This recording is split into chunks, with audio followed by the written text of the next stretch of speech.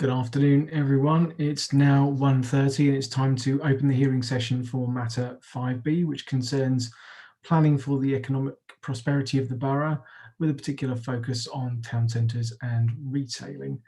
My name is Philip Marham and my colleague is David Spencer, and we are inspectors appointed by the Secretary of State under Section 20 of the Planning and Compulsory Purchase Act 2004 to carry out the independent examination of the new Southwark plan.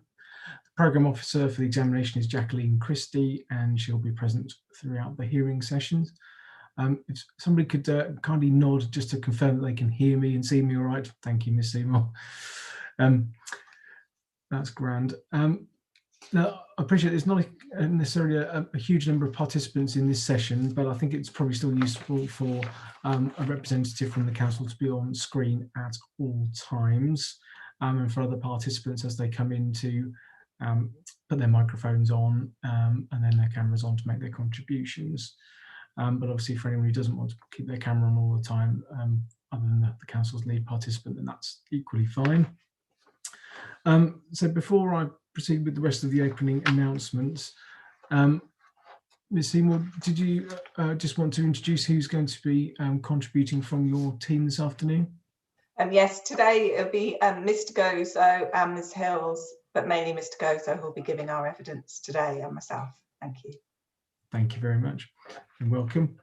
I was expecting some other participants, so hopefully they're going to continue joining us. I can see someone is joining the meeting at the moment, so we'll come to those other participants in a moment. In terms of guidance notes, we obviously issued those in early February, which set out the background to the examination and the hearings, and all the documents relevant to the examination are available on the website, and the guidance notes for virtual hearings were issued recently, so everyone please bear those in mind, including the privacy notice.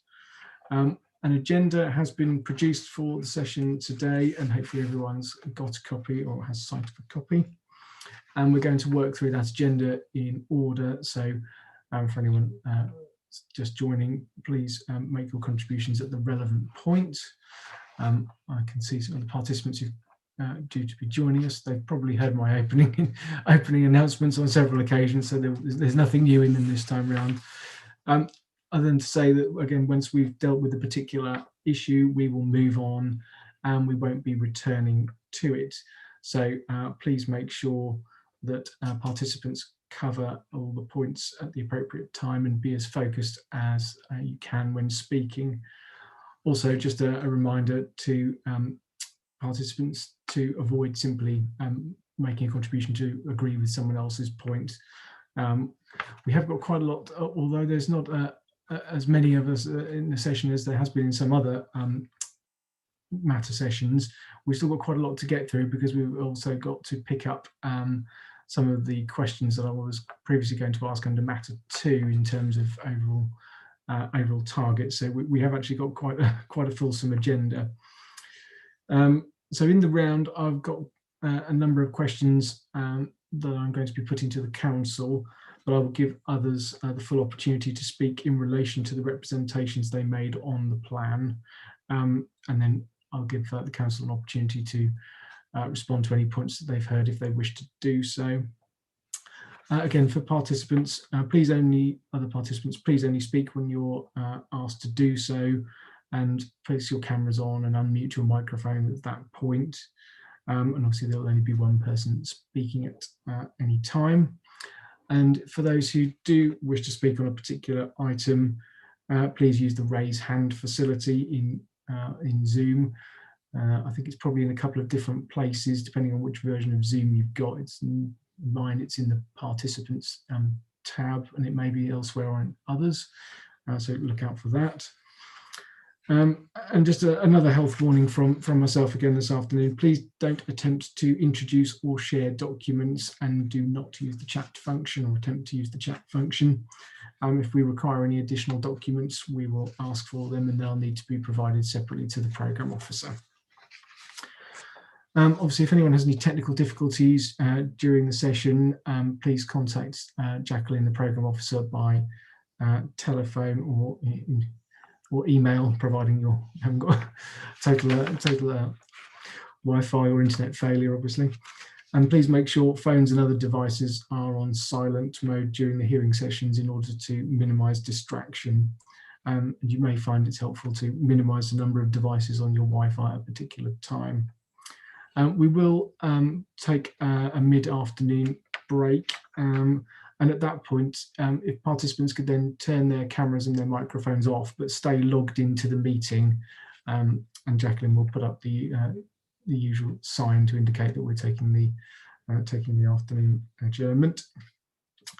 And please make sure that you're ready for resumption at the appropriate time. Now, all of the hearing sessions are being streamed live on the Council's YouTube channel, and that can be accessed via the link on the Council's website. Before we go any further, has anyone got any initial queries or points? Otherwise, all I was going to say was, again, we've got quite a lot to get through, but it is my intention that we finish no later than 5 o'clock today to avoid having lots and lots of overrunning sessions. So with that particular health warning in mind, as I say, please make sure everyone's as focused as possible. Thank you very much. Now, again, I might be worth, as there's not a great number of us, perhaps just for the other non-council participants to just briefly introduce themselves and say who they are, because whilst I've recognised a couple of the names on the list from other sessions, there are people I don't know. So can I start briefly with Ms. Khan, please? Apologies, I had to find the mute button. So my name's Eileen Khan. I'm a resident of Peckham, and I, as a volunteer, coordinate Peckham Vision, which is a local action group in Peckham, and also help to coordinate and develop the Southwark Planning Network, which brings together a lot of people across the borough who are working on planning issues in their local neighbourhoods. Thank you very much, Ms. Khan. And can I, Ms. Staunton, if you could just briefly introduce yourself, who you're representing, or yourself or others? Yes, I'm secretary of the SE5 Forum, which is a non-political group of local residents. We work to improve Camberwell for the benefit of all the members of our diverse communities. We've been doing that since 2006. We've got a board which is elected every year from a membership of some 1,600 in the Camberwell area. Thank you very much, Ms. Staunton. Obviously, just as I say, yeah, pop cameras off and onto microphones on mute if you're not speaking would be really helpful. Now, I did have on my list of participants today Ms. Corinne Turner, but I don't see her name in the meeting at the moment. But if obviously, sorry, Inspector, she sent her apologies this morning. She won't be making it today. Okay, that's okay then. As long as all the arrangements and people have been let know, that's great. So in that case, we're not waiting for anyone. So we'll crack straight on with the body of the agenda, which as a sort of broad catch-all is town centres and retail development. And I wanted to sort of just wind back to perhaps some of the discussion we would have had under matter 2 in terms of sort of retail evidence base and the targets overall.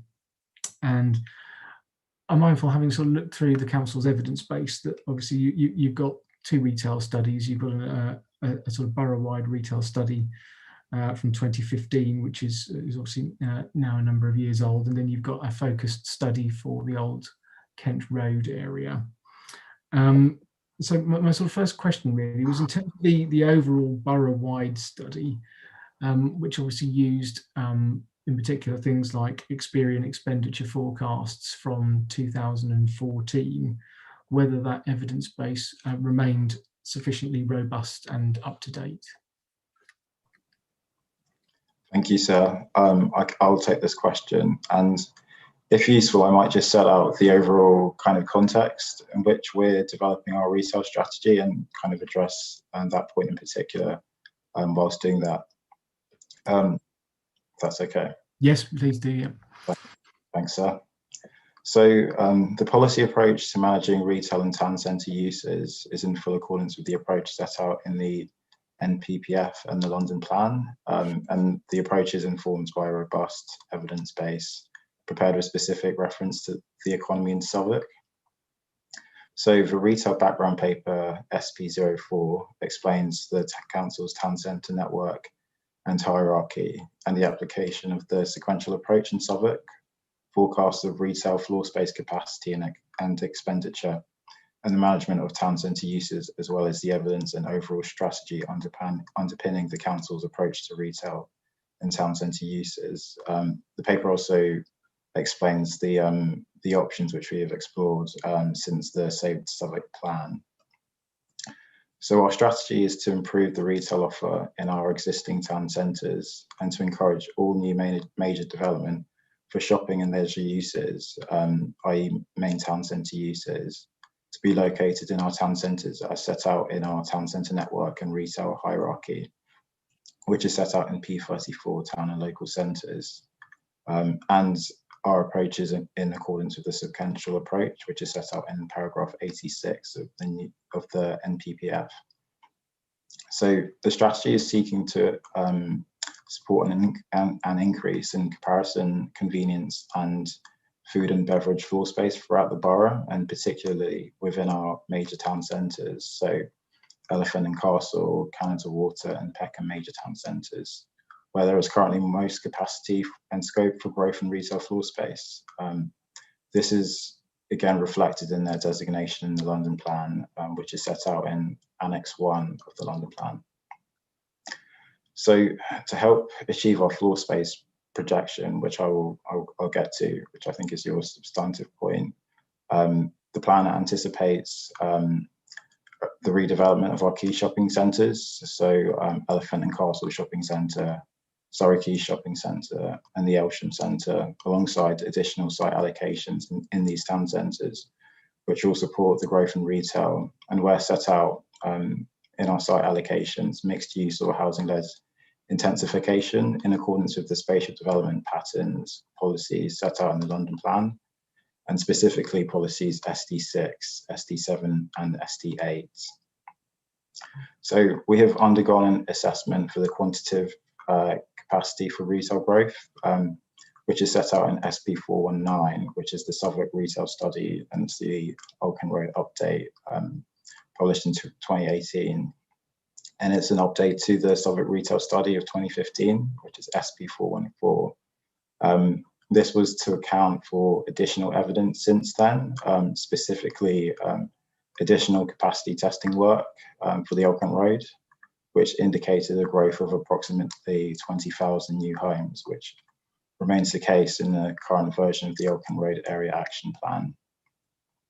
So SP419 forecasts growth in population and per capita spending to determine the quantitative scope for new retail floor space in Southwark from 2014 to 2031 in the original study, which the specific plan period has since been amended, which is set out in our strategic targets background paper. The methodology for this is set out in detail in Appendix 1 of SP415 and paragraphs 1 to 18. And it's also set out again in SP419. So the quantitative capacity for retail growth is 76,670 square metres net, which is broken down into 6,560 square metres of net convenience floor space, 42,130 square metres of comparison floor space, and 27,980 square metres of net food and beverage floor space. So we've amended the retail target using the methodology set out in this background paper to better reflect the overall delivery of retail floor space over the plan period, and based on an adjusted pipeline list, based on the most up-to-date delivery information. This has been set out in our background paper, EIP 161. And again, in our response to the Inspector's Matters issues and questions for Matter 5. So the distribution of retail floor space based on this assessment is as follows. So 10,000 square metres to Elephant Castle Major Town Centre, 7,000 square metres to Peckham Major Town Centre, and 40,000 square metres to Canada Water Major Town Centre. With the rest of the retail demand which is 19,670 square metres, being met in sites in the CAS and in district town centres. So these figures have been determined from assessing the likely capacity within the site allocations in these town centres, and based on the anticipated delivery of retail floor space from key applications. This includes Elephant Park, which isn't currently included as a site allocation, but we amended the figure to reflect the delivery of retail and leisure floor space coming forward on the Elephant Park site, some of which has been delivered and a number of which will be delivered over the next couple of years. So table 1B of the strategic target background paper also sets the expected capacity for retail, leisure and community floor space in our site allocations, which is currently 80,054 square metres net, which is based on the minimum capacity set out in the Canada Water application. There is scope for additional retail, leisure and community uses in the Canada Water Master Plan planning application if a higher range is accommodated between the minimum and maximum floor space estimations, which represents a sufficient flexibility across the plan period to accommodate this additional retail growth. So the 2015 retail study also conducted a town centre audit, providing an analysis of the main town centres throughout the borough, in particular to inform the designation of Southwark's town centre network and protected shopping frontages. This is again summarised in the retail background paper, paragraphs 4.8 to 4.56. And additional surveys of our protected shopping frontages surveys have been provided in appendices 1 and 2. We are also currently supporting the GLA in their work, undertaking an updated town centre health check for London. If useful, I'll also just kind of outline the current retail provision in our major town centres. So I've got some sort of further questions as we sort of come down the agenda. So maybe we'll perhaps sort of break at the moment, then we'll come on to some of those as part of the sub bullets. What I should say is, for the benefit of everyone, a number of my sort of questions under the first sort of item 1 on the agenda probably straddle a number of the sub bullet items underneath it. So it's probably going to be a little bit fluid between some of those. So where I skip back and forth, obviously then I'll take an appropriate point to sort of bring other participants in. So we'll perhaps try to deal with it reasonably flexibly. But thank you, Mr. Gozer. That was helpful. What I wanted to just understand, though, was in particular is the effect of using the 2014 expenditure forecasts, and is it the council's view that these are sufficiently up to date to base its projections on, bearing in mind that in general terms retail studies perhaps become slightly less accurate in their forecasting the longer the time period over which they span. Generally speaking, they're most reliable in the sort of in the initial sort of 5 to 10 year period. So sure, the council's view on the use of those 2014 projections. Thank you, sir. So our 2015 study used 2012 figures for monetary values, and our 2018 study uses 2015 figures for monetary values as well. We also updated our population forecasts using the 2015 borough BPO projection from the GLA, which was published in 2017. I think the most recent population projections published in 2019 used 2017 figures. So there is always a delay between the kind of population, the published population figures and the information which they're using. And the same also goes for the monetary values used within the retail study. So it is our view that the evidence is up to date based on a proportionate evidence base.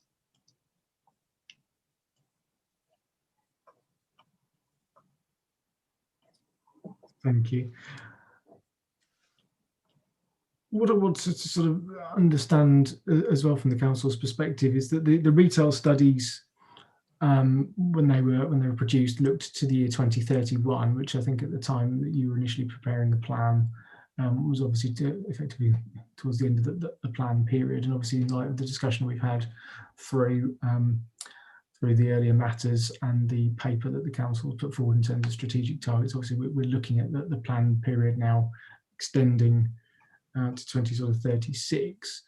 And in doing so, your strategic targets background paper effectively sort of lifts and shifts the retail target across the end of the plan period, that last 5 years. So what's the justification for doing that, and what evidence or data underpins those figures effectively between 2031 and 2036?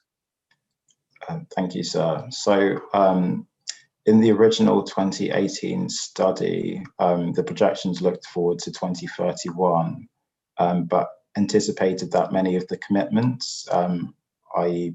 approvals, would be built by 2021. Quite a significant amount, or some of the planned commitments, on-site allocations, have not started construction. So we believed it was appropriate to adjust the retail target to the plan period. So in terms of data underpinning this, there was a list of completions and commitments in the 2018 retail study, which the study tested in terms of their capacity to absorb retail expenditure. So what we've done is kind of updated this list based on the most up-to-date delivery information, and we have the data which we could provide in an explanatory note if helpful. Based on this, we've amended the retail figure for the period 2019 to 2035, 2036, which essentially accounts for the ability of applications within the pipeline to absorb the kind of forecast surplus expenditure over the plan period.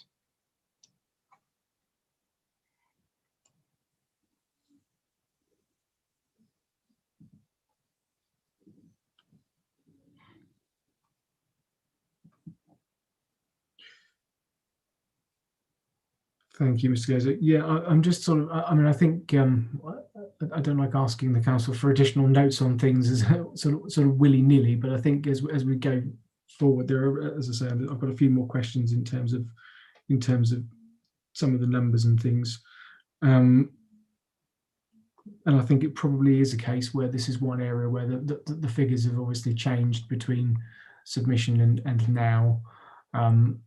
Circumstances have changed, and what I was sort of effectively wanted you to do this afternoon is, if you can, to just walk me through how the 76,670 relates to the evidence base in the studies, and just sort of walk me through how that's been calculated overall. I think this will ultimately trigger the need for you to put this down in writing as well, but I think for the purposes of this afternoon, it would be I'd just like you, if you can, just walk me through that, please. I don't know if Mr. Gillis is it yourself. Thank you, sir. Yeah, I can do that. And again, I'm happy to provide an explanatory note. So it's quite a bit of a long-winded kind of calculation, but in terms of a summary, the 2018 study essentially tested the growth in population and the growth in per capita spending over a series of different dates, so 2014, 2021, 2026, and 2031, using calculating the amount of convenience floor space requirement and the applications within the pipeline.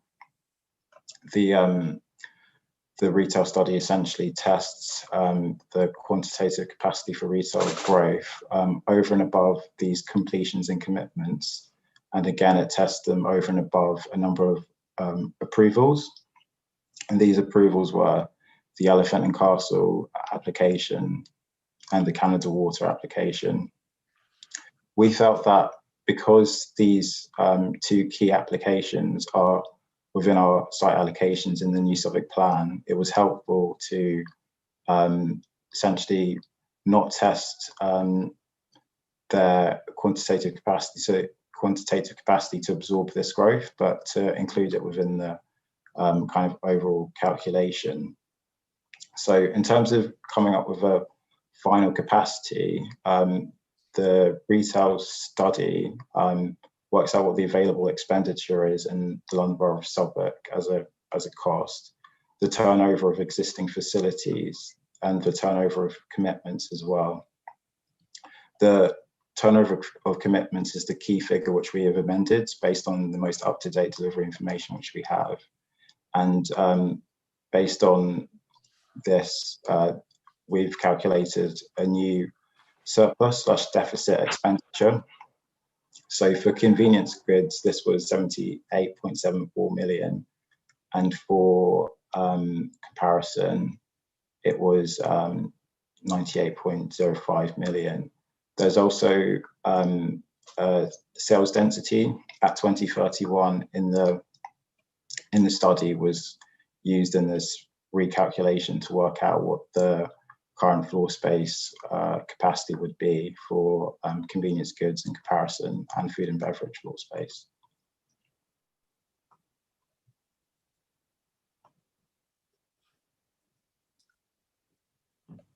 Thank you.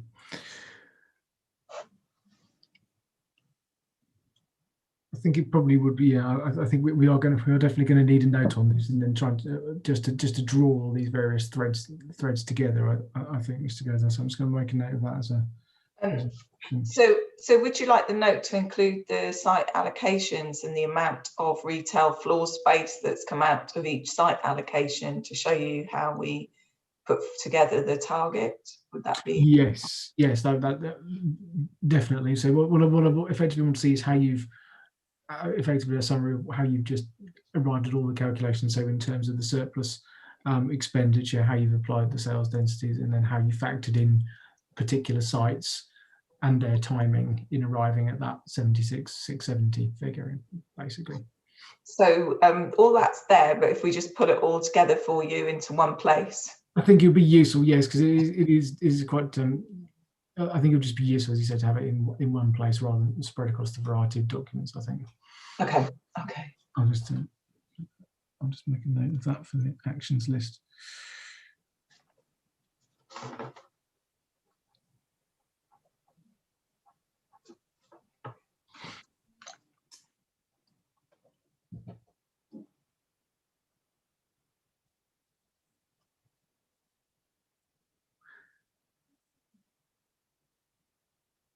What I wanted to also understand was a little bit just about the overall target you've put in aggregates both convenience, comparison, and food and beverage floor space together as the one figure over the period. What you're saying is that the period to 2035. I just wanted to understand whether there was a particular reason for aggregating all of those figures together rather than separating out the convenience, comparison, and other floor space requirements separately. Thank you, sir.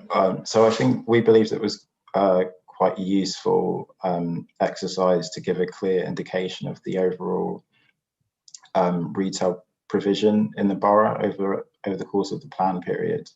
And a number of these uses would have previously been within the A-use class, which is kind of broadly considered retail, or a kind of broad understanding of what retail provision would be. And within that, we've broken down this into convenience floor space, comparison floor space, and food and beverage floor space. I think it's also quite a useful figure in the sense that I think for the general community, it's a lot of people don't distinguish between convenience floor space and comparison floor space. So we've kind of included that as one figure. Okay, thank you.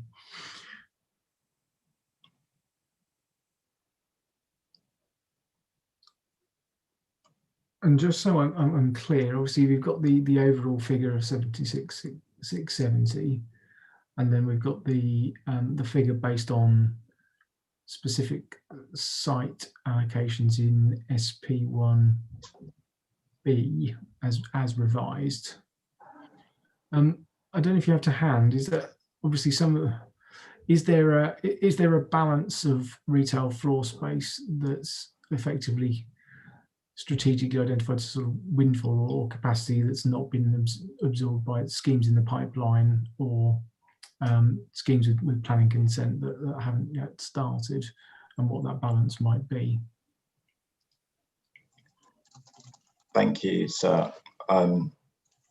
I think we could again provide that information in an explanatory note if that would be helpful. I think it would. I think what I'm trying to just sort of understand is the link between the overall borough-wide strategic target figure that you've identified, and then what quantum of that is effectively being addressed through allocations, and what quantum of that may be maybe not addressed through allocations, but maybe capacity across the period that's not been identified as yet. We've got that in the site allocations in the IIA. So as Mr. Gozo says, we can pull that together and then you'll be able to see each area. So we've looked at it by area as well as by overall borough, by town centre. So then you can see from there how much is windfall, but we could set that figure out for you as well.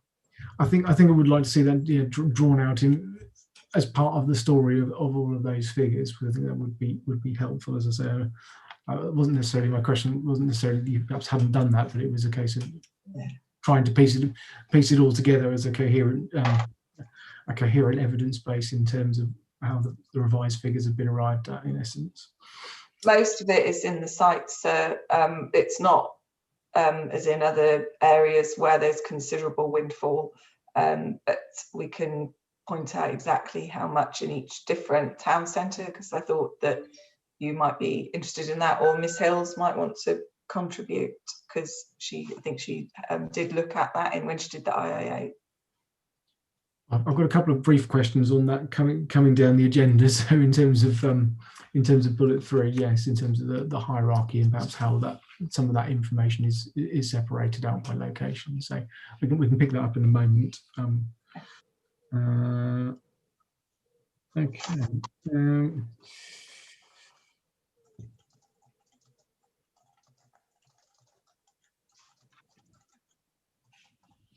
Yes, I think sort of thinking about it, I'm sort of skipping to sort of the second bullet point in terms of sort of scale of each type of town centre use and timing a little bit, but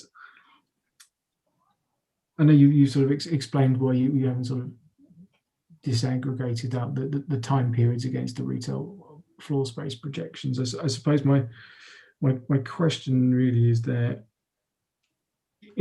without seeing that all in one place in terms of the balance between retail capacity that's identified through sites and what may be windfall, what was sort of behind where I was going to go was, is there a danger that without including some of the intermediate projections that there could retail capacity could be released sooner than keeps pace with accompanying sort of population residential growth, with inconvenience in comparison, so you may end up with over or under provision as the plan moves along. So I just wanted to understand from that part of the discussion really, so what the rationale was.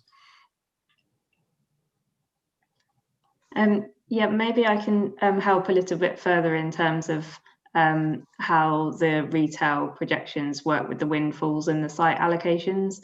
So when we recalculated the retail target figure, as Mr. Gozo explained, we took into account the retail target and the retail assessment 2018 took into account all commitments that were in the pipeline at the time, and then calculated the retail target figure for the future up until the date points that were previously mentioned in terms of the overall plan target. But because we'd reference the plan target as excluding commitments. That's the 26,000 figure excluding commitments. And some of the commitments were included as planning applications that have been approved in some of our site allocations. So in order to express the target more clearly in terms of what's coming forward over the plan period, we recalculated that figure, as Mr. Goza explained, to remove the commitments. And then that's why the figure is higher, because some of that target would be achieved by the retail figures that we have anticipated to come forward in our site allocations, and that's planned for. So it just didn't really make sense to exclude commitments when we've got commitments coming forward as part of our site allocation. So we just expressed it more clearly about what's coming forward in the plan period. And then so the existing commitments outside site allocations are still taken into account as per the 2018 methodology. And we have set out in table 1B what the anticipated retail leisure floor space would come forward over the plan period. And then we would expect there to be some additional windfall as there is with retail development over the plan period as well. But we have looked at what's coming forward in our site allocations, which includes some commitments, and some of them have approvals on the sites, and then express how that target would be met. I hope that helps. Yes, no, it does. I think just to sort of again spell it out, I think it'd just be useful for that note to draw out all of those things together, and just so I can clearly track through gross to net figures in terms of what's been identified and ultimately how you've got there, basically. So, but you've indicated that that's elsewhere, so you can bring that together relatively straightforwardly. Okay.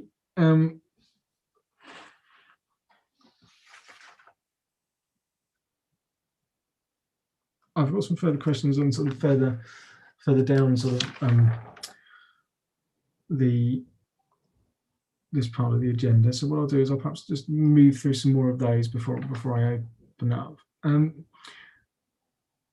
What I just wanted to understand a bit more about was that in your revised SP1 A, I think it is, and you've got the table, and you've explained the floor space directed to Elephant and Castle, Peckham Major Town Centre, Canada Water, and then you put CAS and districts and local town centres together. And I just wanted to understand what the purpose of aggregating those figures into sort of one row in that table was. Thank you, sir. So we've set out the figures according to our overall strategy to kind of clarify our approach. So overall strategy sets out that we expect most of the retail floor space to come forward through the redevelopment of our shopping centres in our major town centres. And as such, we've set out the expected distribution of retail floor space accordingly. We've also set out that we would expect the rest of this retail demand to be met through sites in the CAS and district town centres,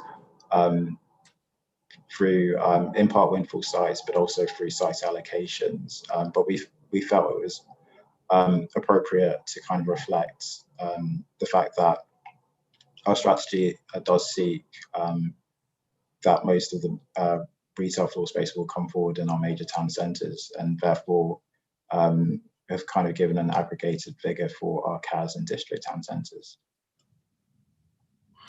Thank you. Yes, I suppose again it was just what was behind the question was if there are going to be specific site allocations within the CAS and districts and local town centres, whether there was for the policy to be sort of effective and to again provide that clear sort of golden thread through between strategic policy, detailed policy, and site allocation, whether there was any need to separate those out further. But as we say, if the majority of the floor space is going to effectively the top 3 locations in terms of the major town centres, then obviously that is clearly identified in your revised SP1B, set out in EIP 161. And Kurt, so could I just add to that those are the areas where we consider there to be the highest population growth. So with respect to your question about how are we aware whether we have the retail growth to provide for the increased population, most of the retail growth is in Old Kent Road and Canada Water, where we will have most of the growth in population. In the central activity zone, the retail works a bit differently. It's more of a central London provision, but there is also some retail growth there, and there's also been recent retail growth there, particularly for residents moving in. Thank you. Yeah, so I suppose my question was just in terms of those lower level locations in the hierarchy, and whether it was because you've got the retail hierarchy is in the development management policy rather than as part of SP1 A. I'll get that around the right way, and whether there again just needed to be that flow between the two elements. But I'm not necessarily at the moment sure that's a matter of soundness, as long as the figures ultimately tie up and it is clear. So thank you for that, Ms. Seymour. I had further questions about scale of permissions and completions for retail and their impact on the figures, but I think you're going to effectively cover those in your note and just draw those out from as it was in the IAA appendices. So that's probably covered by that. I presume you will take the opportunity as to whether there's any further planning approvals or schemes resolved to grant permission as at the base year, whether there's anything else that needs to be reflected, but I'm guessing there probably may not be, unless you want to tell me otherwise. There isn't. We updated the pipeline figure based on the most up-to-date delivery information, so there shouldn't be any significant applications to affect the retail figure based on the most up-to-date information we have. Okay, thank you. And just a point of clarification, I would take it that the figures that you've included in the table in SP1B are where site allocations have specified a must requirement for retail as well as pipeline, rather than where there's a may include or anything else. Yeah. Okay. Thank you.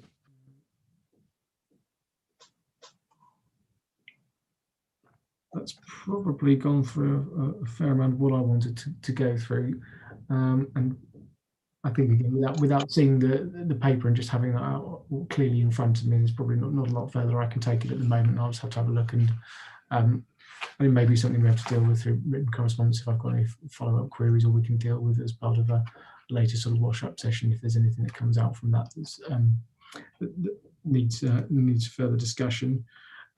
So before I perhaps move on to item number 2 on the agenda, I'll open the discussion up to participants.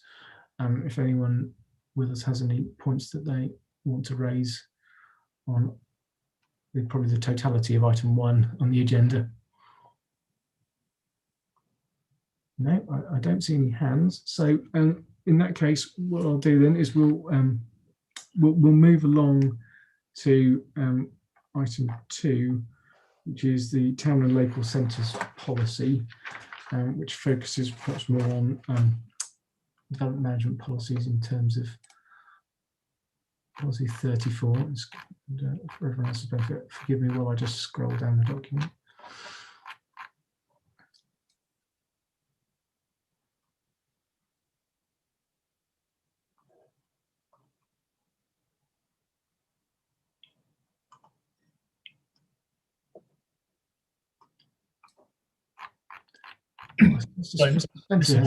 Yes, of course, Mr. Spencer. Sorry, just thinking while you're looking for that part of the plan, just probably for my benefit more than anybody else, in terms of the Old Kent Road figures. Obviously, in table SP1B, it's got quite a high gross figure that's been identified in terms of retail floor space. As we discussed under spatial strategy, originally that was going to be a major town centre, has now been sort of split into two district centres, I think, following discussion with the mayor. But you obviously end up with an overall and a net negative figure.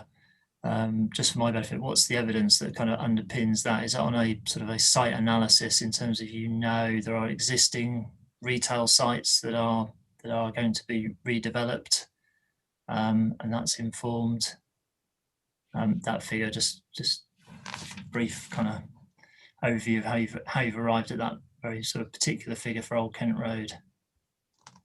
Yes, thank you, sir. So this figure is based on the accommodation schedule for the Old Kent Road and the most up-to-date new master planning for the Old Kent Road Area Action Plan, which is based on, I think, the December 2020 version. I think the key kind of spatial approach has been to move from what is currently a series of kind of big box retail units to a more sustainable high street with a range of shop sizes.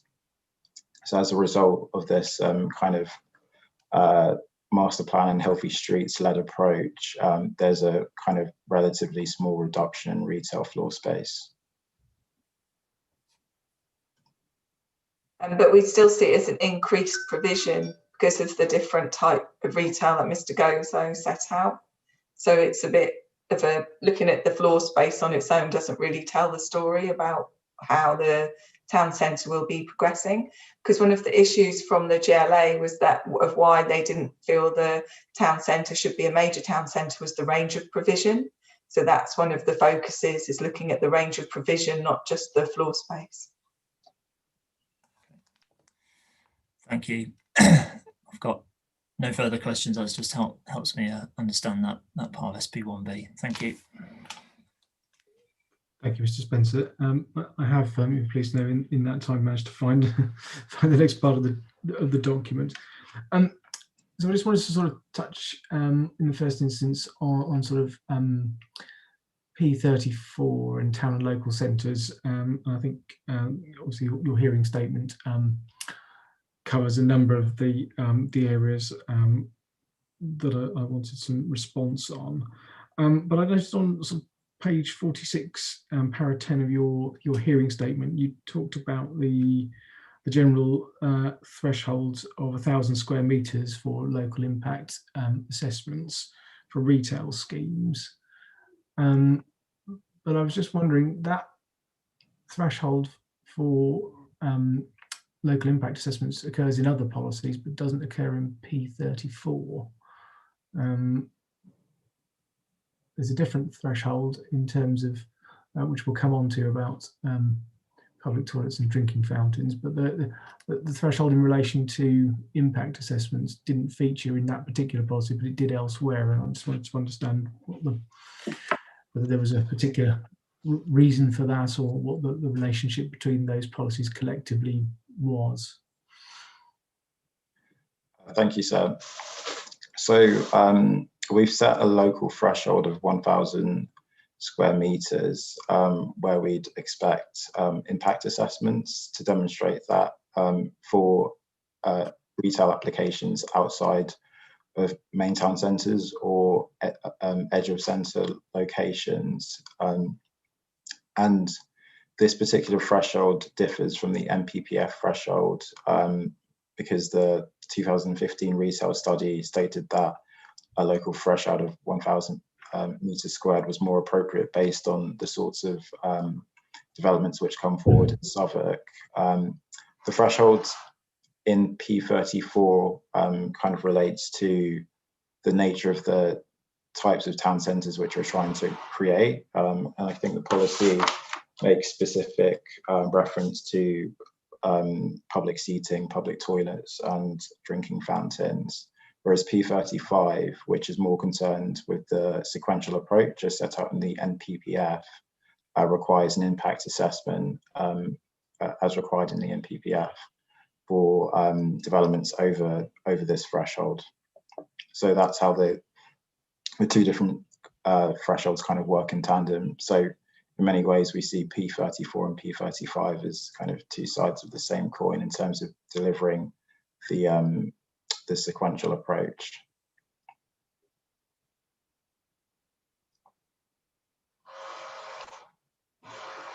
Thank you. That's helpful, Mr. Gozet. I wanted to sort of move on to the point around the sort of threshold in terms of requiring public toilets, drinking fountains, public seating on schemes of 1,000 square metres. And I just wanted to understand the justification for that particular requirement. Thank you, sir. So we've set a local threshold of 1,000 square metres to provide public toilets, drinking fountains and seating, because developments over this size are likely to contribute significantly to the town centre environment. And these facilities are currently lacking in some of our town centres. The inclusion of these facilities will also ensure that our town centres are accessible for all, and will also benefit shops provided because they provide an additional service to customers, ensuring that they will spend more time in our town centres and supporting the vitality and viability of our town centres more broadly.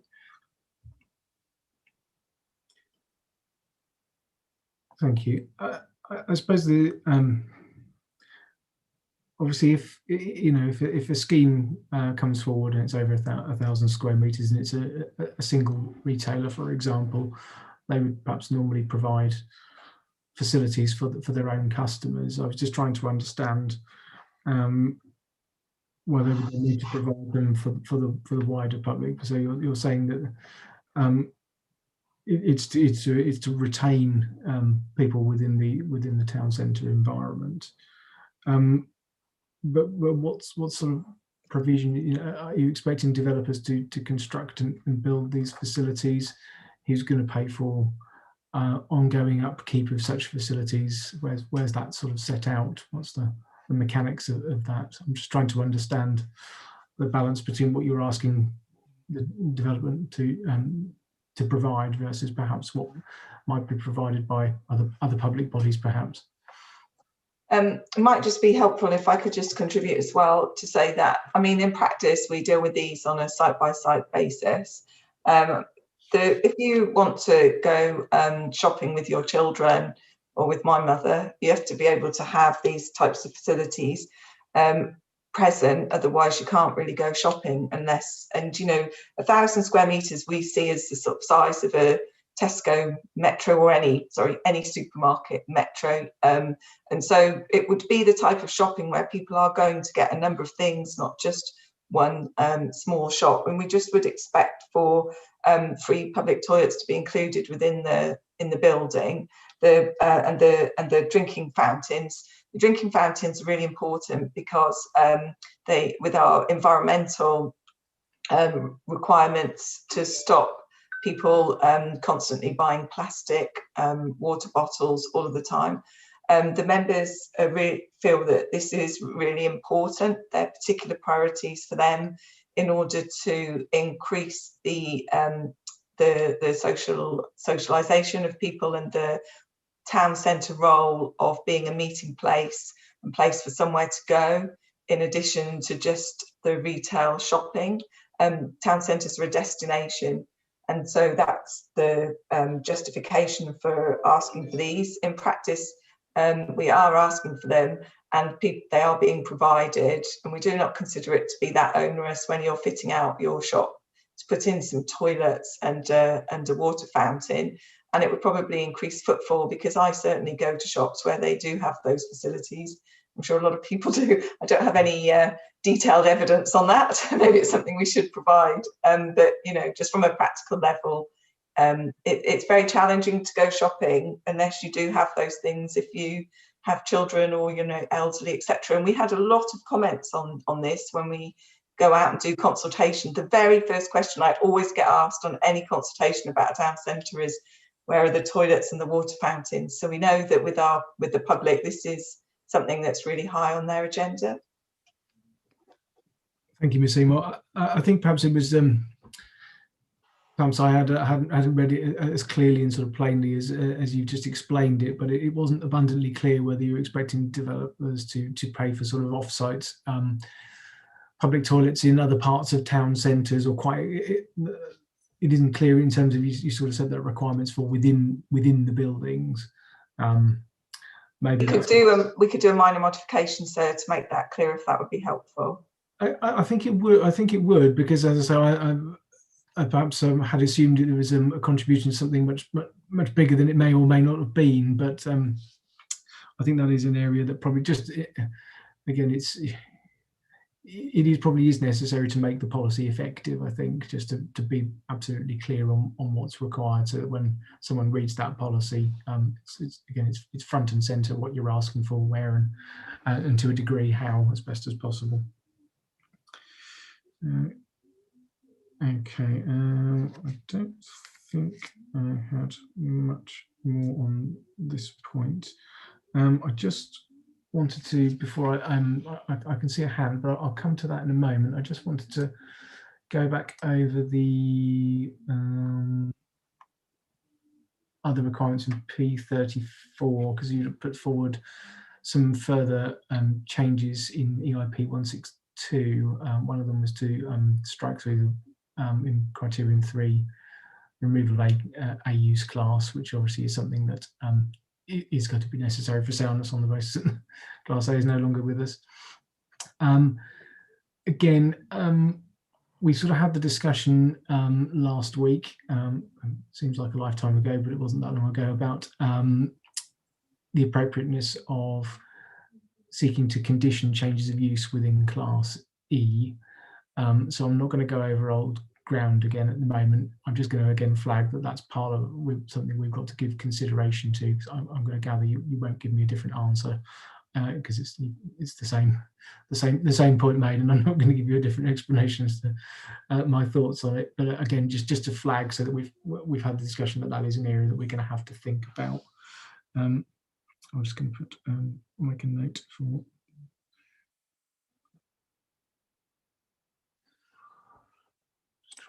Good record of these.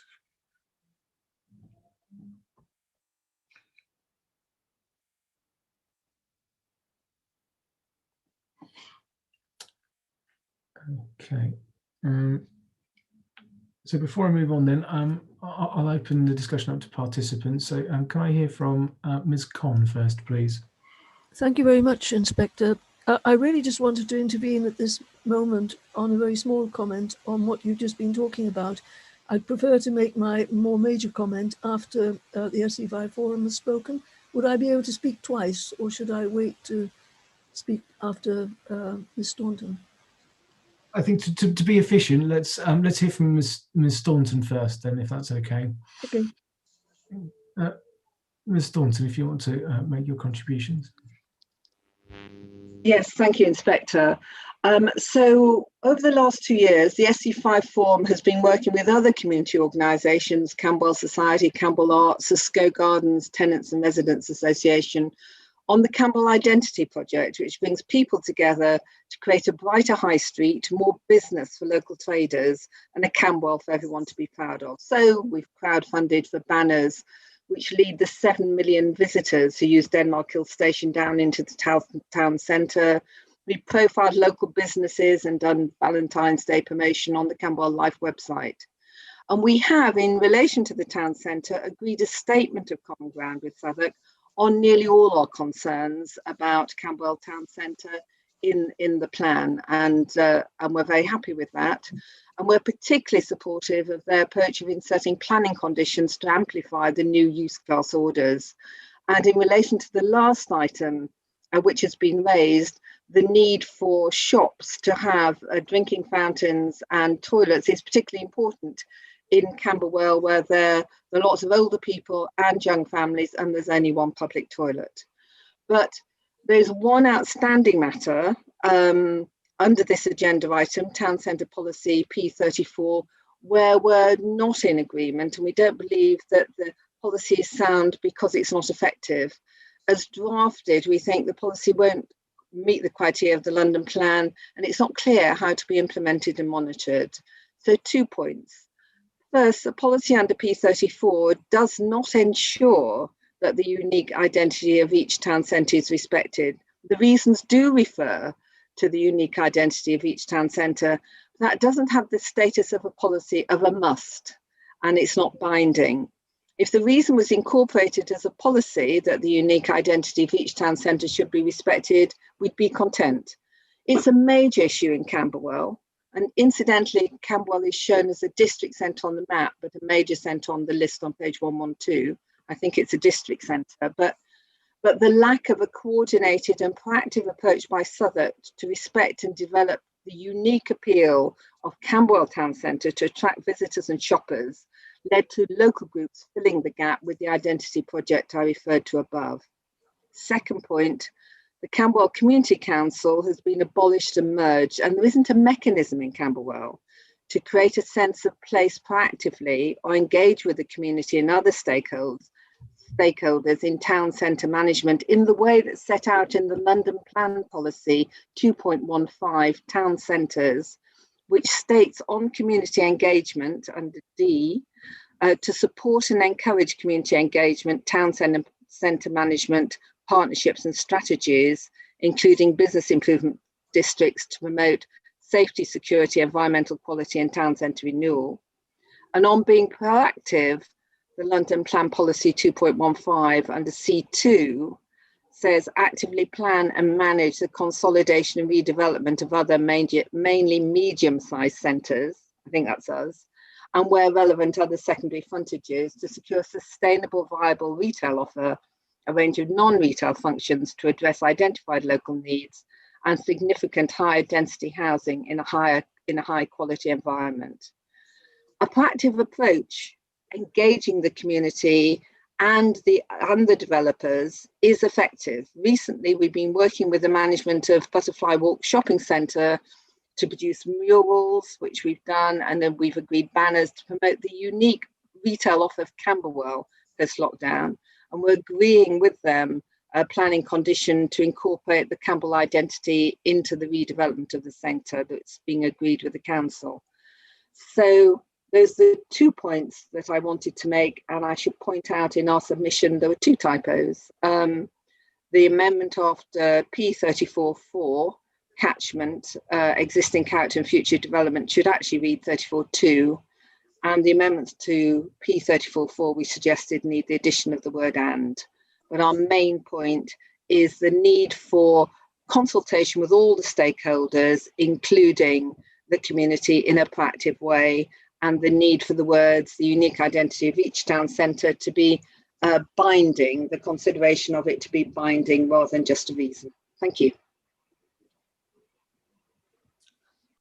Thank you. I'll come back to Ms. Khan now, please.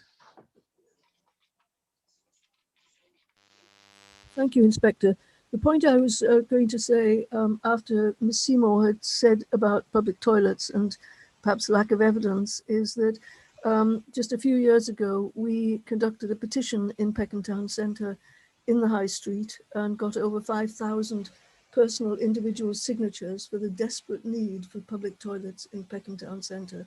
So I can wholeheartedly support on behalf of people in Peckham, as well as the Camberwell people obviously do as well.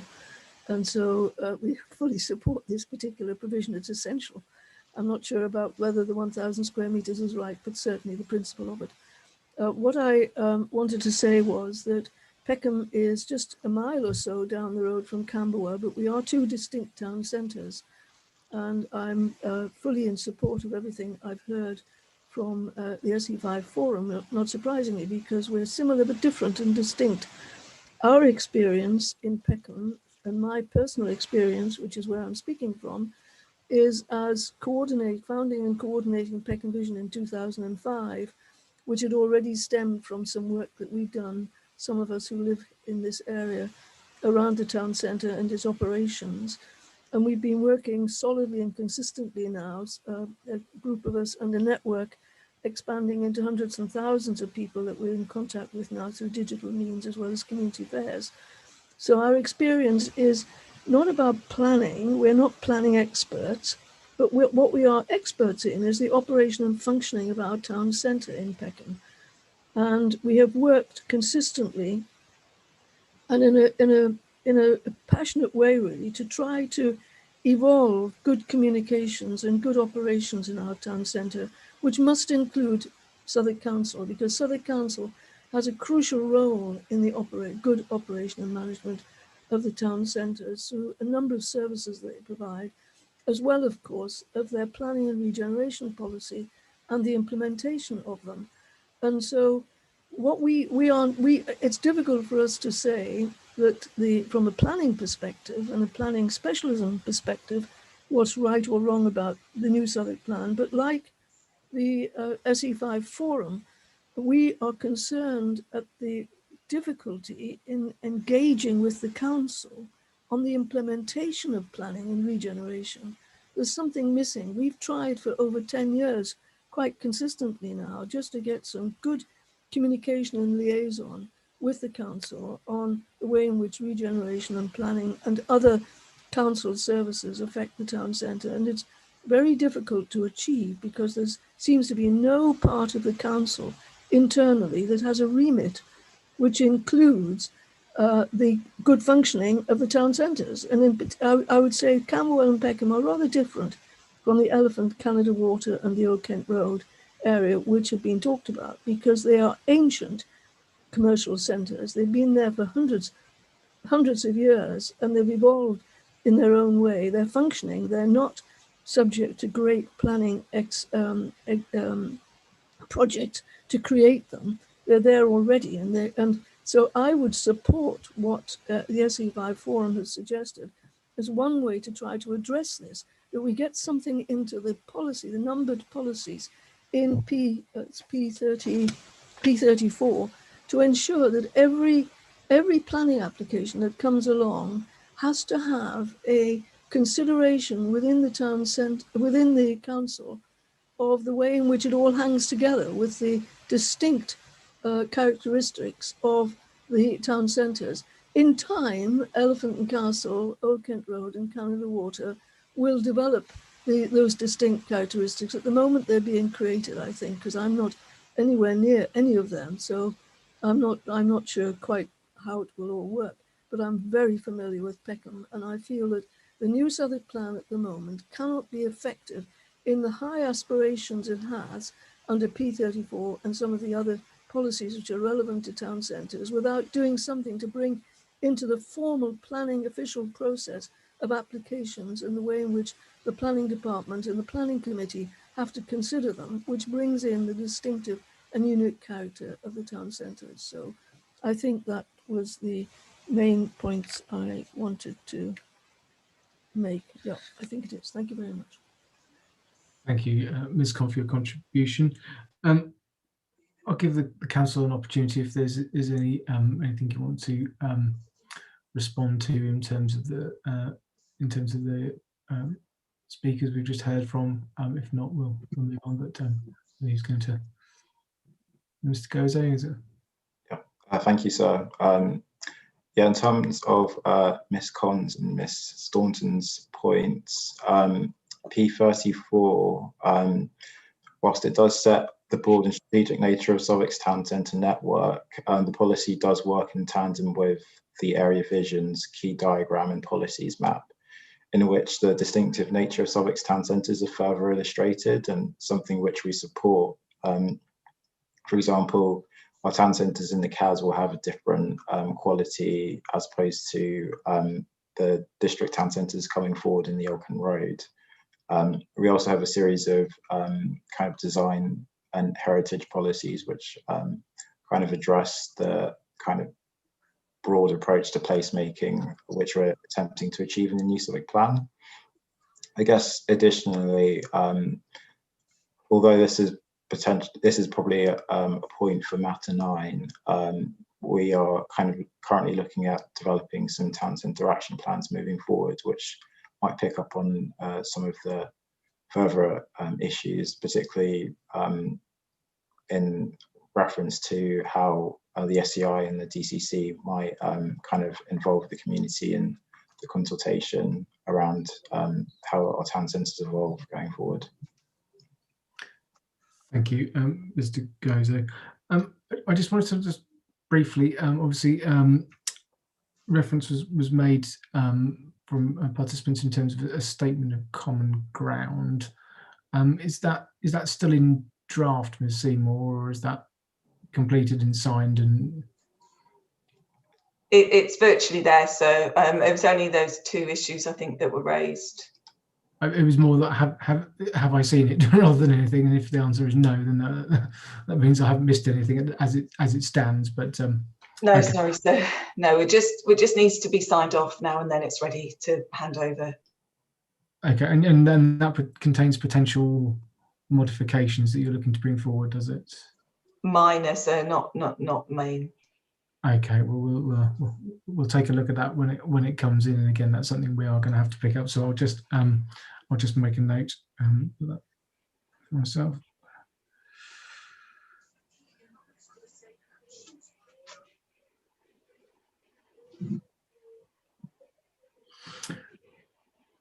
Okay, that's probably covered everything I wanted to on P34 and therefore item 2 on the agenda. So what we'll do is then we'll move on to item 3, which is development outside town centres. I think a lot of what's in the policy and in the hearing statement is pretty clear. So I don't think I've got any further points. We've discussed the local impact assessment threshold, and you've identified where the evidence base for that is. And we've covered the read-through points in terms of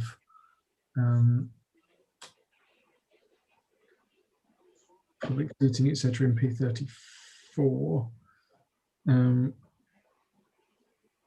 So from the council's perspective, I mean, if there's anything you wanted to take me through in terms of the overall approach in P35, now's your opportunity to do so, but I didn't have any further questions before I opened it up to participants, I don't think. Yes, so I think I'll just provide a brief kind of explanation. So I think, as I set out earlier, the policy works together with P34 town and local centres in order to ensure that the sequential test approach to town centre development is in line with the NPPF and New London Plan policies. I think in your inspector's questions, you also kind of raised the point around where primary shopping areas have been identified, and I think we addressed it in our response to that matter as well. I think yes, that's kind of it really, and I think the local threshold point has also been addressed previously. It has, thank you, Mr. Gozo. So in that case, I'm going to open it up if anyone else has any points they wanted to make specifically on P35 and development outside the town centres before we move on. No, I don't see any hands. So in which case we'll move on to protected shopping frontages if we can. Now, I think this is one of the policies that's perhaps been quite extensively proposed to be modified through your EIP 162 paper. I'm just going to get that in front of me, and essentially the criteria that you previously shown in EIP 27 B would be replaced by text in terms of providing active ground floor uses which provide service to the general public that would not harm vitality and viability of the frontage. What I'm just keen to understand is, and forgive me if I've missed this somewhere, but is the council still proposing to retain both primary and secondary frontages within the plan, or is it going to become a single type of protected frontage rather than having a sort of two-tier approach to your frontages? Thank you, sir. So we're proposing to maintain our primary and secondary shopping frontages in order to kind of further highlight the hierarchy of key shopping areas. In particular, when thinking about our work reviewing shopping frontages as we've gone along. So I think within the since the submission version, we've added four new secondary protected shopping frontages in response to consultation. And with further review of our town centres and high streets, we may seek to consolidate certain town centres. And I think we'd look at secondary shopping frontages if the view was to reduce the extent of any designations or increase the extent of them. And with primary shopping frontages, we also still see it as our key locations for kind of comparison and retail-led uses. I guess we could have, within the kind of work of reviewing them, we could designate them as secondary shopping frontages to kind of further highlight that hierarchy, which we've set out in response to your questions. Thank you. Yeah, I think what again, I was just trying to understand was if you're maintaining an approach of primary and secondary frontages, unless I just wanted to understand the relationship. You've got P37, which deals with shopping outside protected shopping frontages, but is there anywhere that in terms of the development management P policies rather than the SPs that specifically embeds the language of primary and secondary? If I've missed it again, forgive me, but I was just trying to understand it, because again, the language in some of the policies talks about protected frontages generally, but I didn't see the policy that then sort of sought to retain a particular percentage of X uses within primary frontages. And then there was a link to, we'll perhaps come on to it a bit later. There was a link through in terms of P39, in terms of betting shops, pawnbrokers and payday loans. Did that feature anywhere else in the policies? So what I was trying to effectively find is whether there's any consequential changes that have resulted from your proposal to take out those three criteria from P36. Yep. So thank you, sir. Our shopping frontages are also referred to in P47, our policy on hot food takeaways. And in terms of where primary and secondary shopping frontages are referred to in the plan, in Table 8, protected shopping frontage proportions, primary frontages and secondary frontages are also referred to.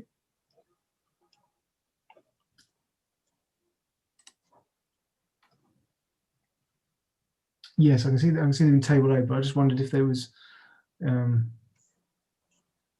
wording within the policy text as well as, but the table is part of the policy, isn't it, rather than the justification.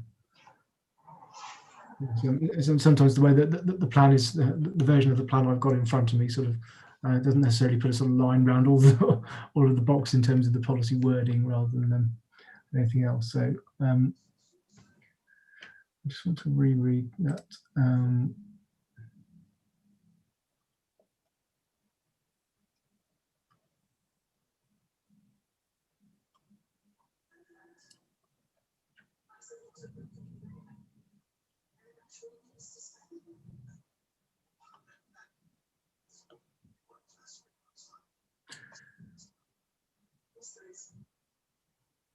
I think it's probably one of those areas where there's possibly just maybe it's be worth you having just a further just look back in terms of any potential consequential amendments as a result of what you put forward in EIP 162, just in terms of the precise language in terms of primary, secondary versus protected, and just whether all of those tie up. I'd say it's it may well be that there's not an issue, but it was just being very clear. And I'll go back and read.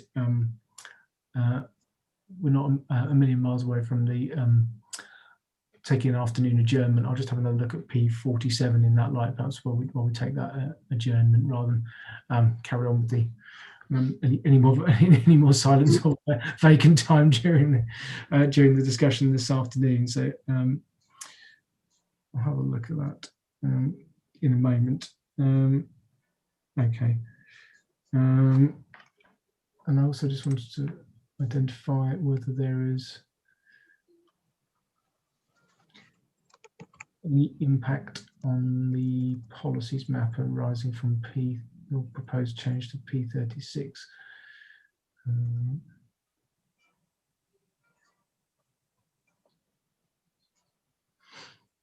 Not sure. Yeah, sorry. So there might because your modification to P36 looks like it's striking out table 8. You've got a line through table 8, so that would go as well. Yes, sir, that is correct. That's what we've proposed in the UCO mods note. But if that table is the only place that primary and secondary frontages are defined, is there a danger there that there's a if primary and secondary frontages are retained in other policies, including the policy on payday loans, pawnbrokers, etc., and P47, where else would that be set out if you're taking that table out? Yes, thank you, sir. So in the plan, the other policies refer to protected shopping frontages as a whole. And if useful, we could potentially refer to primary and secondary shopping frontages and just be clearer in the policy. I think there probably isn't. I think there's probably a need to just have another look at that and just tidy that up, because I think there are perhaps some what I call read through amendments as a result of what you put forward. So and they are probably going to be needed for effectiveness. And so I don't want to preempt what you might want to come up with at the moment, but have a think about those between now and perhaps the sessions later in April. You could, or if you wanted to put them forward, you're obviously providing me a note on the retail figures. If you wanted to use that as an opportunity to update and just have another look through and see if there's anything else that needs to be changed. I think there may be a link that's been broken as a result of the change you put forward. So use that as the opportunity to do so. Perhaps I'll just make a note.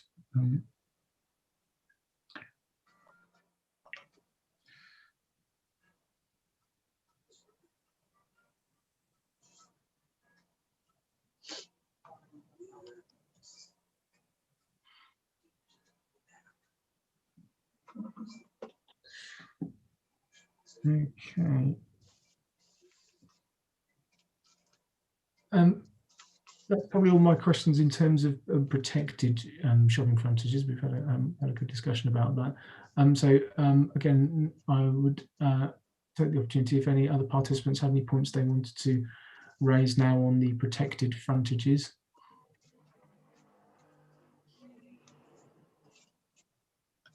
Nope. Okay. What I think we'll do then. I'm actually moving forward reasonably quickly with the agenda. I was anticipating perhaps it was taking a bit longer, but I think probably the majority of what I needed is going to come in your notes. Let's see where Mr. Gozo. So, with everyone's agreement, shall we just press on through the agenda rather than take an adjournment? if that involves us going a bit further now, I'm quite sensitive about people taking a screen break. So if anyone wants a short break now, let's do so. But if not, if I don't see any hands going up wanting a break, we'll press on, and perhaps we can get done in good time. So helps with my childcare, sir. If we can keep going, they're back to school today, the children. So yeah, unless anyone needs a screen break, that would really suit me. Yes, I understand, and there may be some additional noise this end as well in due course. So we'll press on in that case. So in terms of other retail policy and town centre policies, I wanted to just briefly touch on justification for betting shops, pawnbrokers, and payday loans policy. If the council could perhaps just briefly just summarise the evidence base and the justification for this, and I'm mindful I have sort of been through a number of the documentations, and again I'm mindful that you've also put forward. I think there's some changes to this, possibly in terms of the use here. Actually, no, there isn't, because most of these uses are sui generis. But if you just wanted to set out your background and the overall approach and evidence base to the policy. So you, Mr. Gozo. Thank you, sir. So policy P39, betting shops, pawnbrokers and payday loan shops, aims to manage the proliferation and over-concentration of betting shops, pawnbrokers and payday loan shops. This approach is based on our evidence base, which recognises their impact on health and well-being of our local populations, and the impact of their overconcentration on the overall vitality and viability of Southwark's town centres and high streets. In particular, there has been a concern about the clustering of these uses in key areas in the borough and their disproportionate impact on the most deprived communities in Southwark. The overall justification and evidence base for this policy is set out in the Retail Background Paper SP 403, paragraph 6.92 to 6.116. In terms of a summary, this policy again is aiming to manage the overconcentration of uses in accordance with the NPPF section 7 and 8 and their impact on the physical and mental health and well-being of our communities. This is an approach which is also set out in the Publication London Plan, Policy SD6 Town Centres and High Streets, and Policy E9 Retail Markets and Hot Food Takeaways, where paragraph 6.9.5 specifically mentions that the proliferation and overconcentration of such uses should be managed through boroughs' development plans. The London Town Centre Health Check report also recommends using local plans to mitigate against the concentration of specific uses. In terms of Southwark's kind of evidence base, our health and wellbeing strategy 2015 to 2020 kind of outlines our strategic framework for improving health and wellbeing. This includes addressing the wider socioeconomic and environmental determinants of health. The strategy explicitly highlights the role of restricting betting shops, hot food takeaways, and payday loan shops. So the policy seeks to support positive health outcomes and town centre vitality through limiting the proliferation of shops to no more than 5% of the total number of units, and stopping the clustering of shops by kind of ensuring that new premises must be at least 10 premises away from each other. We've produced an Article 4 direction to withdraw the permitted development rights for changes of use from A3, A4 and A5 to A2 in Southwark's protected shopping frontages, which was implemented in 2013 and which has an evidence base in terms of the disproportionate impact of these uses on the health and well-being of our communities. We've got a number of specific reports as well. So the betting, borrowing and health health impacts of betting shops and payday loan shops, reviews the evidence base about the betting shops and payday loan shops. For example, there's evidence that problem gambling is positively linked to poor health, low level and severe mental ill health, and a codependence on alcohol. So through managing the proliferation of these uses and their resulting impact, we're addressing the persistent health inequalities linked to problem gambling.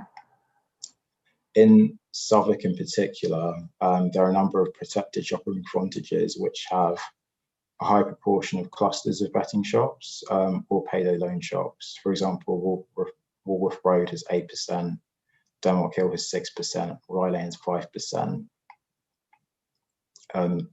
Data also from the Campaign for Fairer Gambling Southwark highlights that this borough is ranked as one of the highest among local authorities in London in terms of betting shop licenses and fixed odd betting terminals. So the policy is kind of essentially seeking to address the health outcomes, and there's an additional evidence-based report, the Southwark Betting, Borrowing and Health Report as well, which reviews the literature in support of this policy approach. I guess additionally, debt has been linked to long-term illness, chronic fatigue, poor mental health, and worse health-related qualities of life. And this can be exacerbated by payday loan shops, which can limit the ability of residents to build capital and spend on health promoting activities, including healthy food. The 5% threshold generally is positively prepared and is essentially trying to bring these uses more in line with the national average of 4% of betting shops in town centres. So that's kind of our overall approach to this policy. Thank you, Mr. Kozak.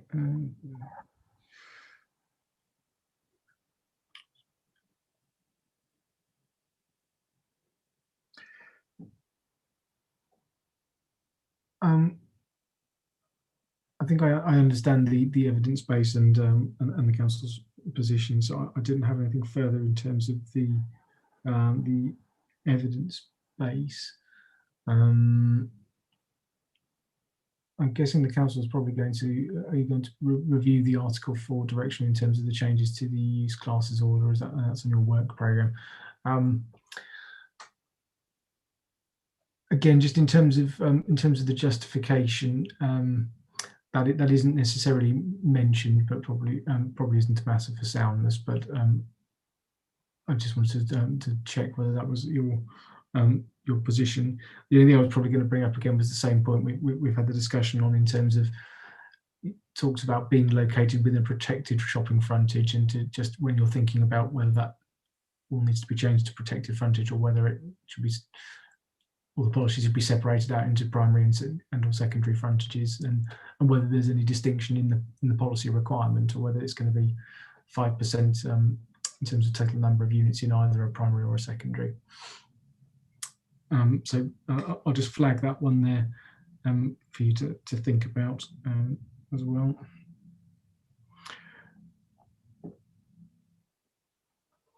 I think that's probably it for me on P39. So did any other participants have any points they wanted to raise in terms of this policy? No? Okay. Oh, Ms. Khan. This is just to check. I have something to say on P40. So are you coming on to that next? I am, yes. Yeah. That's fine. Okay. Yeah, that's fine. So in that case, I'll move on to the hotels and other visitor accommodation policy. What I really wanted to just understand briefly was the justification for the 10% of total floor space as ancillary uses, and whether that was justified. Thank you, sir. Yes, the ancillary facilities when of total floor space provided as ancillary facilities in hotel developments that incorporate a range of daytime uses and offer employment opportunities. So we added this in recognition of the need for hotels to contribute positively towards civic and community amenity space, to foster good integration with the local community and provide local employment. It was also something that came up in the South Banker and Waterloo neighbourhood plan, in terms of hotel developments offering community facilities, and many members of the local community wish to see that hotels were contributing positively to the local community. And in discussing that and looking at some of the hotel developments that are now coming forward in London, we don't think this is an onerous requirement at all, because many hotels are now incorporating public spaces anyway within the ground floor as a feature of the design, and enhancing technology to improve the traditional experience of a hotel lobby. So I think that's coming on quite a lot in the industry anyway, and spaces are being transformed to be from less functional to more social, and incorporating ideas such as retail, pop-up shops, co-working spaces, restaurants, bars, community or civic spaces, classes and workshops. And they need to incorporate daytime uses and offer employment opportunities, but we think this is quite flexible anyway. And we have been requiring this on some new hotel developments in the borough, and generally it's been quite positive in terms of what hotels can contribute to the local community. Thank you, Ms. Hills. That's helpful. I think it's just clarified what the intention of the policy was. Yeah, I think it was just perhaps the word ancillary, and perhaps brought to mind other things. But then the amendment you made in the council's proposed change version talked about publicly accessible daytime uses, which I think is useful and is work. I don't think I probably had any further questions on that, but so now would be a good time perhaps for Ms. Khan to come in and make her contribution on this policy. Ms. Khan, please. Thank you very much, Inspector. First, I'd like to say that I support very strongly the point that's just been made about the importance of ensuring that hotels and those kinds of developments include publicly accessible spaces. It's absolutely essential from a community point of view to have as many different kinds of spaces available throughout the borough to enable people to get together locally, to socialise, and also to do work together on things like the New Southwark plan, if I may say. So the provision of that kind of space is really essential, and it's very good to hear that this is in the policy. I had actually wanted to preface the point I want to raise with a question to the council and to the inspector, if that's relevant, about Airbnb provision.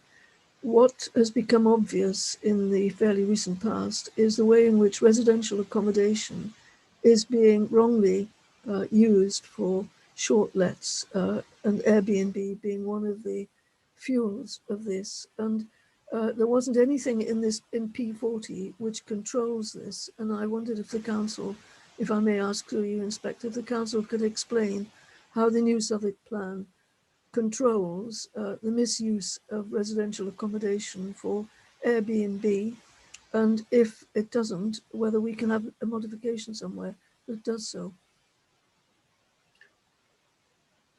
I'll give the council the opportunity to respond to Ms. Khan's question. If I don't know if Ms. Seymour, is that yourself? Yes, we have looked at this, and it hasn't been possible to enforce a lot about this, but we do, where it's reported, we do look into those cases. But at the moment, because of the use classes order, it's very difficult to it wasn't possible to have a policy, because this was a suggestion as part of the consultation that we did look into about specifically Airbnb or that type of accommodation, because it is housing, you're only allowed to rent it out for a certain amount of the year, which is regulated in order to enable people to still have their homes classified as residential properties. And so we do enforce where we can see that properties are being used permanently for rental all year, but it is very challenging. We are talking to other boroughs as well across London.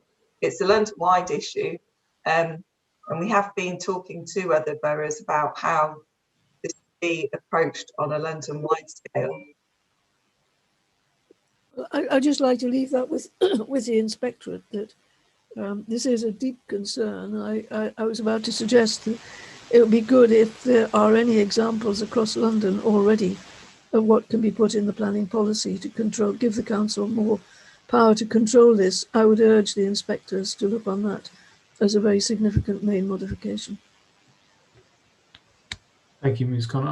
I note the point and I note the council's response, but that's probably about as far as we can take it for the moment. But I've recorded the issue. I don't think I had any further questions on hotel and visitor accommodation. So unless anyone else had any other points on any other of the other retail or town centre policies that we haven't or weren't intending to cover on the agenda, I was going to move on just to main modifications. Now, I think we've probably covered quite a few of these. I just wanted to skip back briefly to the council's EIP 162, as we didn't talk about the one you put forward for P37, and it was just a flag that your paper was fairly straightforward in terms of, it was page 16, that was simply deleting the A1 use class and within brackets in the first part of the policy, and again the reference to A1 use in the second criterion of the policy. So again, I probably don't need to say any more other than that they are going to be needed for soundness, obviously, because they deal with things that no longer referred to. So I just wanted to, I didn't want to get the session to go by without making sure that I let you know that I've noted it and that we've had the discussion, and it is going to be necessary to put that one in. So otherwise, that was probably it from me. Ms. Khan, yes, if you had any further points you wanted to make. Yes, I would like to raise with your permission a general point about main modifications. I've noticed that at the end of each session, there is an item saying main modifications. And to start with, I and others thought that what there would be a review at that point of the main modifications that had been mentioned as possibilities during the session. We have found it increasingly difficult to keep on track of all of these things. And I'm aware of an email that Richard Lee, one of the other participants, has sent to the inspectors, asking if there can be some kind of running or some kind of periodic list of what's being suggested, what's being tracked for action. And I'm not expecting a discussion now, because I think that that would be best left perhaps to some other time. But I thought it was not right for me to miss the point, which I felt very keenly myself as well, losing track of where we've got to on the various things that have been. So, and what the purpose really is of this item each day, if it's not to do that. Thank you, Ms. Khan. I think the purpose of having that item separately on the agenda was to make sure that we'd picked up main modifications either through discussion on the appropriate item, or whether there are other main modifications that the council's put forward in other documents that perhaps we wouldn't otherwise have given an airing to. I do understand it is sometimes difficult to keep track of main modifications. And I think it's fair to say that a number of those that have been suggested, I'm sure Mr. Spencer will chip in a moment if necessary, but they are very much proposed main modifications on the basis that we haven't yet made a judgment as to whether all of those that have been put forward are strictly necessary for soundness. Some are, and we've tried to be as clear as possible in indicating where that's the case, but there are others that we are flagging with the council. There's a potential need for a modification. We've asked the council what its reaction would be if a modification were necessary. And in a lot of cases, myself and my colleague are going to have to go away and have a think about those, and we will either pick those up in writing with the council, or we'll have to explore them through separate sessions. I have seen correspondence from Mr. Lee, and we do just keep a general action list that we send to the council, asking for any papers, notes, etc. But at the moment we haven't published that. That's a straightforward list that we send to the council. So Mr. Spencer's come on camera, so I don't know if he has anything further he'd like to add to that. Thank you. I mean, just briefly, I mean, the action list that's sort of ongoing and being updated on a regular basis, that will be published. That will eventually go into the examination, so people can see what's been discussed and agreed, and we can sort of track progress on that.